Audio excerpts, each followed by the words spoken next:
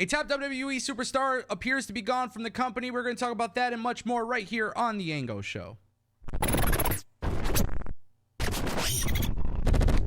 What's going on, everybody? This is TAS. I, of course, am Ango. We're going to kick things off with some Impact Wrestling news. Free agency is hitting for Heath Slater. Well, formerly known as Heath Slater. You guys remember Heath in WWE? Well, he's obviously been killing it in Impact Wrestling, and now Fightful Select has reported that Heath Miller, a.k.a. Heath Slater, he is going to be a free agent as soon as October. And as things stand right now, currently, Heath's deal will expire with Impact at that time. And as of right now, a new contract has yet to be agreed upon. And listen, I like Heath Slater. I thought he was great in WWE. I thought this guy did some really good stuff, especially as more of a comedy character. And it was really cool seeing him go to Impact Wrestling. I think he's done some cool stuff in Impact Wrestling, but if I'm being 100% honest, I would love to see more from Heath Slater. I think Heath, and I know I got to break the habit sometimes of calling guys by their former WWE or AEW names, but I was a big fan of Heath in the WWE. I loved what he did in WWE. When he came to Impact, I was like, okay, cool. There's a lot of guys who left WWE, went to Impact and did some great things. Rich Swann, Steve Macklin, there's just so many, right? And we could go on and on about people who kind of reinvented themselves in Impact. I would like to see Heath stay in Impact Wrestling, to be honest. I would love to see him stay there. I think he's a good fit there. And I would like to see what more they can do with him. You know, it's not very often that we talk about contract news on the channel. We typically talk about departures and signings. But this is definitely one of those situations where you should definitely pay attention to it. And I'll keep you guys updated along the way. With so many different wrestling companies thriving right now, I think it's a good thing that guys who are becoming, free agents, I'm glad that there's a place for them to work.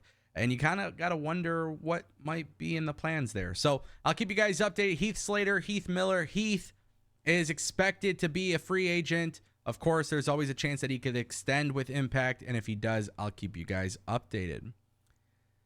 For those who love ratings, this video is for you. I hate talking about ratings, but this is pretty damn significant because the ratings for WWE NXT last night did the most ratings since 2020. It's been 3 years, guys. Massive, massive, massive number, massive sign of success for WWE and NXT. And obviously a lot of that has to do with WWE promoting Becky Lynch versus Tiffany Stratton. And this, my friends, is exactly why you do it.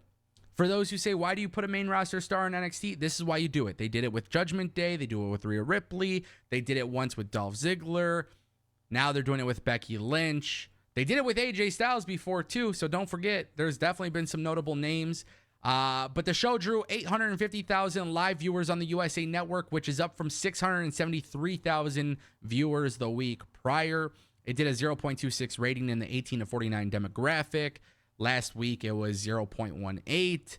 It's the highest since September 2020, which is insane. This show is massive, too. It was a big show. Obviously, you got so many different great matches happening. You got the Heritage Cup stuff happening. You got women's storylines happening. A lot of people seem to be invested in NXT right now. And the reality is Becky Lynch coming in definitely helped NXT. This is the most viewed match for Tiffany Stratton in terms of a live TV audience, which is absolutely incredible. So a lot of smart business decisions putting Becky and Tiffany Stratton together. And then, we gotta talk about ratings, right? You guys want to talk about ratings. I always see the comments about ratings. I mean, NXT is back to doing what AEW typically does on a Wednesday night. So I think WWE strategy is working. I think they got to be very careful with how they implement main roster stars on NXT. I think you definitely want to continue putting over NXT talent and continue to put over the future of NXT. Otherwise, when you call them up to the main roster, it's just going to be a fail. But I think this strategy is definitely going to help when main roster meets NXT call-ups, right? So Tiffany Stratton, I could see having a nice main roster call-up, but I think this is the start of that and a big partial reason as to why that exists. But yeah, pretty big numbers for WWE NXT. I don't know. You guys might ask, why don't I care about ratings? Because at the end of the day, guys, I don't work for the TV network. And you don't either. And the reality with that is we could talk about live viewers and on-demand viewers. We could talk about how they calculate it and all of these different things. And the thing is, I care more about the creative. I care more about the booking. I care more about other business decisions than ratings. But this is pretty significant. And it's going to be really interesting to see how WWE carries over. Because if you do it once, that's cool. But you want to keep growing the brand. And that is what's most important. Our final story of the day.